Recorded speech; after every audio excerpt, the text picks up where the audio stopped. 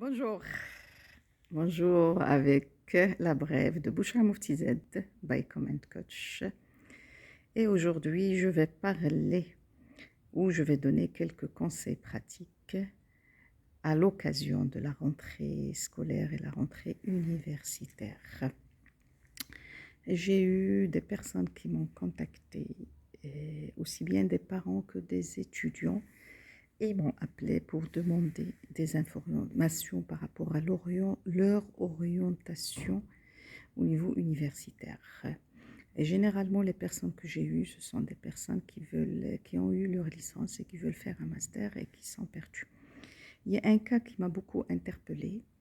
Et il m'a interpellée dans quel sens? Dans le sens où la personne, elle est très brillante, elle a eu sa licence avec mention et elle ne peut pas ou elle ne veut pas attendre de passer des concours publics pour des masters dans des universités, j'insiste, publiques, et elle veut intégrer une université privée.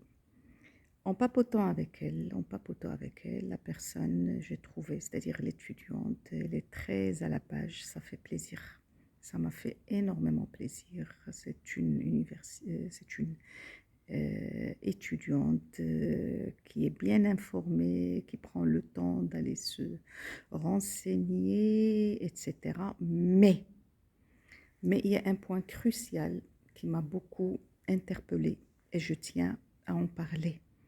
C'est que lorsqu'elle parlait en français, elle avait des difficultés. Elle faisait au point de faire des confusions entre le féminin et le masculin. L'utilisation des verbes. Donc ça c'est un élément critique. Peut-être lors de l'entretien, elle va se défendre, surtout que peut-être on va parler avec elle pour voir son acte de communication.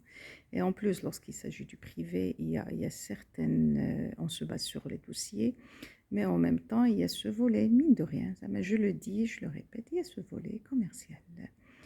Donc, je n'ai pas osé faire la remarque à lui faire la remarque et je n'ai pas osé faire la remarque à ses parents dans le sens où je ne l'ai pas eu en face à face, dans le sens où je l'ai eu par un call téléphonique, même pas un Zoom, mais je vais par la suite assurer en quelque sorte son coaching une fois elle est dans l'université et c'est le souhait de ses parents.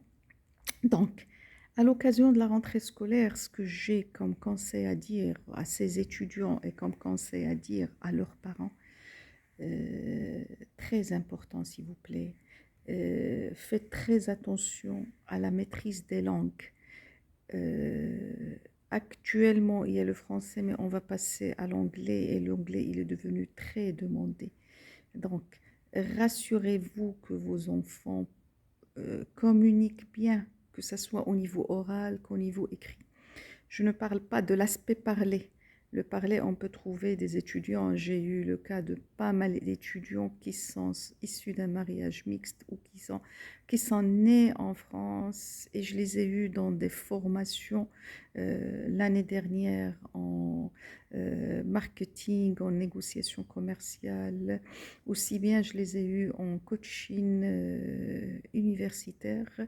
Et ils avaient des difficultés en matière de langue. Ils parlaient très bien. Donc le parler n'est pas le communiquer. Mais au niveau de l'écrit, c'était vraiment, quelques cas étaient vraiment catastrophiques. Le conseil, je le répète, je reviens, et l'axe principal de cette capsule, c'est que il ne s'agit pas seulement de s'arrêter sur quelle orientation faire après la licence ou après le baccalauréat. Il s'agit d'abord d'aider vos enfants à maîtriser une langue, que ce soit le français, l'anglais, l'arabe, l'allemand ou je ne sais quoi. Il faut qu'il y ait une parfaite maîtrise en matière de communication tant interne qu'externe. Et ajoutez à cela, s'il vous plaît, le développement des soft skills. J'en parle dans pas mal de brèves. J'en ai parlé, et que ce soit au niveau de YouTube ou au niveau d'autres pratiquement canaux de communication. Il faut développer les soft skills. chez vos enfants. Les soft skills, je me rappelle que je l'avais dit dans une émission télé, les soft skills, émission télé et aussi dans une émission radio, les soft skills passent, c'est-à-dire on les inculque depuis le jeune âge. On doit faire attention à nos enfants. On doit voir est-ce qu'ils ont ce sens d'organisation, est-ce qu'ils savent s'organiser. Parce que mine de rien, quand on m'appelle au mois de septembre pour dire qu'est-ce qu'on va faire, pour moi c'est un problème. C'est un sacré problème. Il faut se prendre bien en avance. Lorsqu'on a ce sens d'organisation, on planifie. Et lorsqu'on planifie, on sait par la force de choses gérer son temps. Ajouter à cela toute la question de la négociation. Le cas d'une autre étudiante, c'était, d'accord, je vais faire le privé, je vais faire un institut supérieur privé, mais est-ce que je vais pouvoir passer des concours dans des organismes publics par la suite pour intégrer la fonction publique? Donc, il y a toutes ces questions-là qu'il faut se poser bien au préalable. Et si on est bien organisé, pour revenir aux soft skills, on va s'informer bien au préalable. On va planifier cette orientation bien au préalable.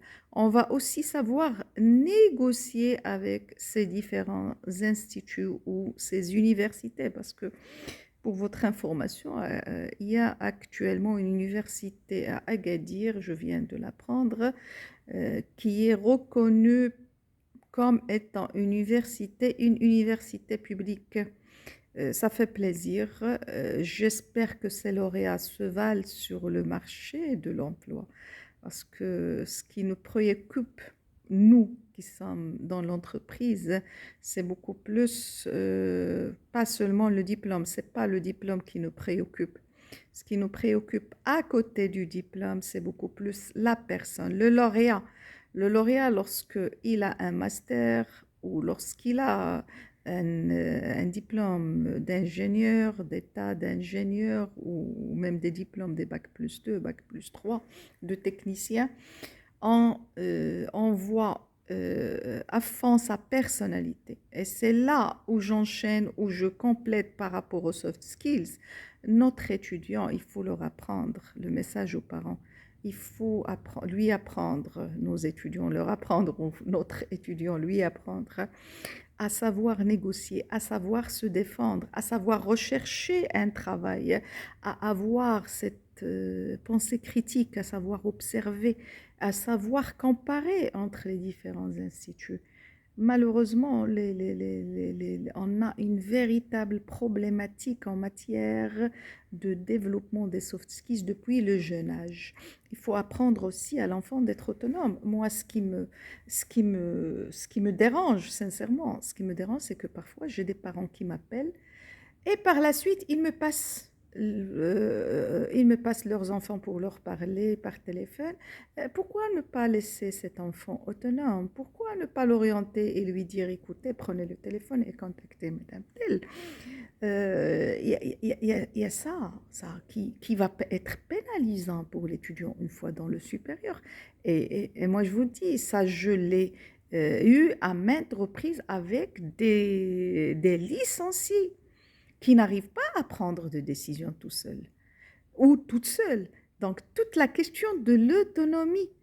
Est-ce qu'on éduque des enfants autonomes de façon à ce qu'ils puissent aller chercher leur master, à ce qu'ils puissent aller comparer entre les différents masters qui existent sur le marché, à ce qu'ils puissent aller par la suite, une fois dans l'université pour préparer leur master ou même avec le bac, une fois dans l'université, est-ce qu'ils peuvent aller tout seuls aller chercher un stage, un travail temporaire s'il le faut, et ainsi de suite.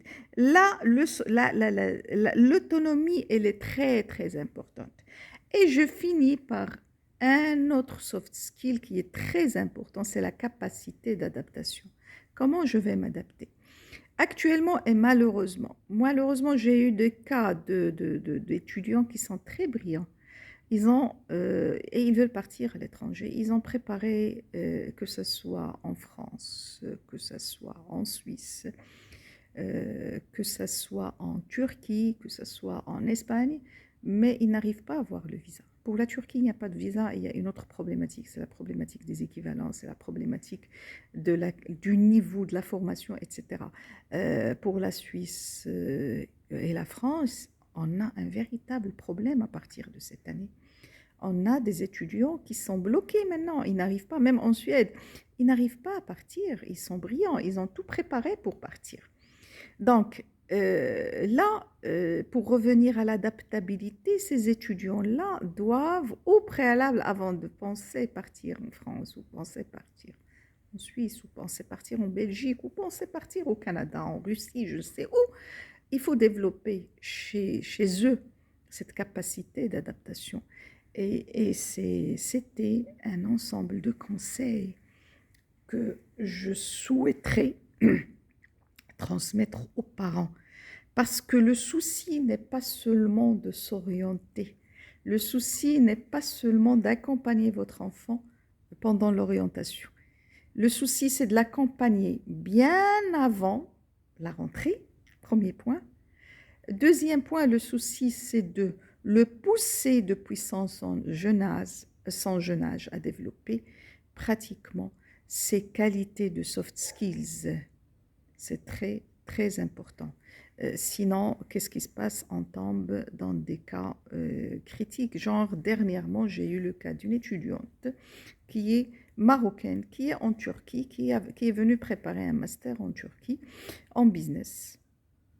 Elle a eu son master. Lorsqu'elle a voulu travailler, on lui avait donné un salaire de 5 000 lire. 5 000 lire, c'est l'équivalent à peu près 3 000, je pense, 600, 3 000. Grand maximum 3 800, à peu près 3 800 marocains, dirhams marocains, ça va lui permettre quoi? La fille qui me raconte pour me dire, Madame, mais mon papa, il était dans tous ces états parce que pour lui, il ne s'attendait pas à ce qu'il investit un argent fou pour que j'aille en Turquie. Et pour elle aussi. Mais surtout, son papa, il n'a pas du tout, il était dans tous les états, c'est-à-dire très en colère, dans le sens où il a payé pour elle, et le loyer, et les déplacements, et les études pendant 2 années, et qu'après, il se retrouve avec une fille qui doit retourner au Maroc pour travailler et voir est-ce qu'elle va pouvoir travailler avec ce master qu'elle a développé, c'est-à-dire qu'elle a étudié en langue turque. C'était pas seulement 2 ans, je me rappelle, j'ajoute, c'était 3 ans parce qu'elle a fait une année de langue. Donc, il faut réfléchir à tout ça au préalable. Cette fille, on a une séance la semaine prochaine de coaching, de réintégration du Maroc. Et voilà, lorsque on se focalise seulement, ou là, on est hanté par l'orientation, quelle formation, qu'est-ce qu'il va faire ou qu'est-ce qu'elle va faire, mais on met de côté, on oublie qu'il y a un tout. Et ce tout-là, il faut le focaliser sur la personnalité de votre enfant, étudiant, étudiante depuis leur jeune âge. Et je vous dis à la prochaine capsule de la brève de Bouchra Mouftized by Com and Coach. Au revoir.